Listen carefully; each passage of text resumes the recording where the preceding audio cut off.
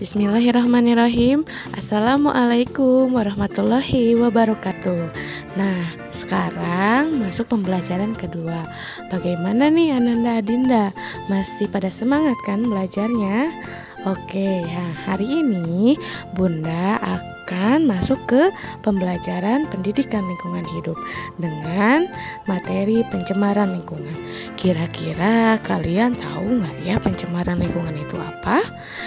Dan macam-macam pencemaran lingkungan itu apa saja ya? Yuk mari kita bahas hari ini sama-sama. Sebelum masuk ke materi pembelajaran, jangan lupa disiapkan buku tulisnya, buku paket PLH dan LKS-nya, dan juga untuk alat tulisnya disiapkan juga ya. Pencemaran lingkungan adalah masuknya bahan pencemar berbahaya ke dalam lingkungan yang bersih, sehingga lingkungan menjadi tidak sehat. Lingkungan yang tercemar dapat merugikan manusia dan makhluk hidup lainnya. Lingkungan yang tercemar membuat kita mudah terserang penyakit. Jenis-jenis pencemaran itu ada 4. Yang pertama, pencemaran udara. Yang kedua, pencemaran tanah. Yang ketiga, pencemaran air. Dan yang keempat, pencemaran suara. Sekarang kita bahas satu persatu ya. Yang pertama, pencemaran udara. Pencemaran udara terjadi karena masuknya bahan pencemar ke dalam udara yang bersih dalam jumlah yang banyak. Bahan pencemar yang menyebabkan terjadinya pencemaran udara itu ada 3. Yang pertama, pencemaran udara karena asap pembakaran. Yang kedua karena debu. Yang ketiga karena bau tak sedap.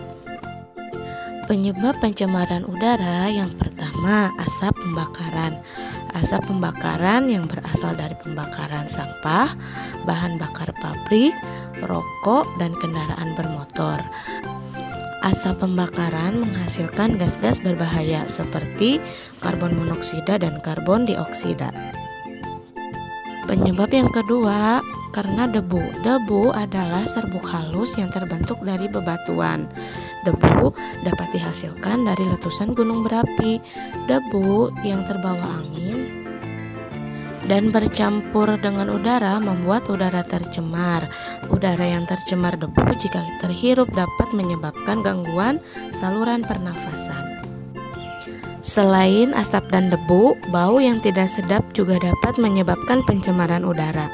Bau tidak sedap dapat berasal dari selokan, septic tank, dan timbunan sampah. Bau yang timbul dari tempat-tempat tersebut berbahaya bagi kesehatan.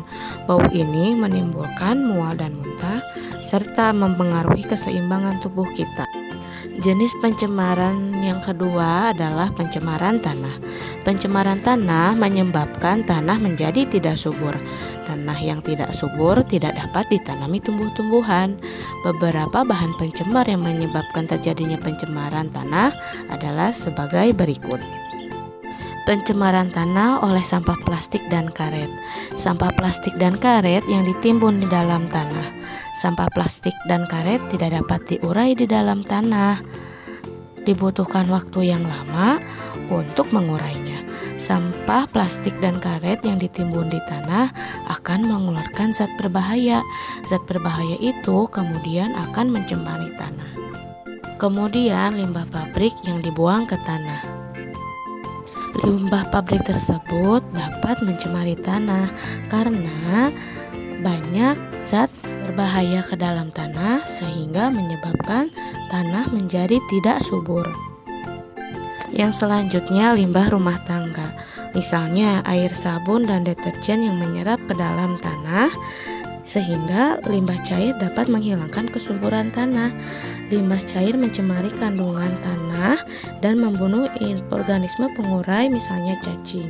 Padahal cacing berguna bagi kesuburan tanah. Pupuk dan pestisida yang digunakan dalam pertanian yang berlebihan akan menyebabkan ketidaksuburan tanah karena mengandung zat-zat kimia yang bersifat racun bagi tanah. Nah, yang selanjutnya pencemaran air. Air yang tercemar dapat merugikan manusia. Air yang tercemar mengandung bibit penyakit. Jika diminum dapat membahayakan kesehatan manusia. Untuk ciri-ciri pencemaran air ada 4 nih. Yang pertama, baunya sangat menyengat dan tidak sedap. Yang kedua, warnanya keruh dan kotor.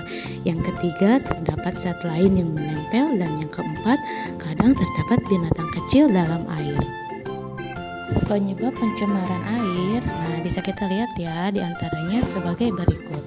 Yang gambar yang pertama, sampah yang dibuang ke sungai. Bisa kita lihat ya, airnya sangat kotor dan banyak sampahnya ya. Dan untuk gambar yang kedua, limbah pabrik yang langsung dibuang ke sungai, parit atau laut. Limbah pabrik yang berupa air buangan hasil pengolahan industri, nah itu banyak mengandung zat kimia yang bersifat racun bagi makhluk hidup. Yang selanjutnya, limbah rumah tangga biasanya berupa air bekas cucian, air bekas mandi, dan air kotor dari WC. Salah satu zat pencemar berbahaya dari limbah rumah tangga adalah deterjen. Deterjen dapat meracuni dan membunuh ikan serta tumbuhan air. Selain deterjen, limbah berupa sisa-sisa makanan yang dibuang ke lingkungan perairan menyebabkan turunnya kandungan oksigen di dalam air, sehingga mengganggu kehidupan hewan dan tumbuhan air. Penyebab pencemaran air yang selanjutnya bisa kita lihat dari gambar ya, limbah pertambangan atau tumpahan minyak. Limbahan pertambangan dapat berupa minyak mentah dan merkuri.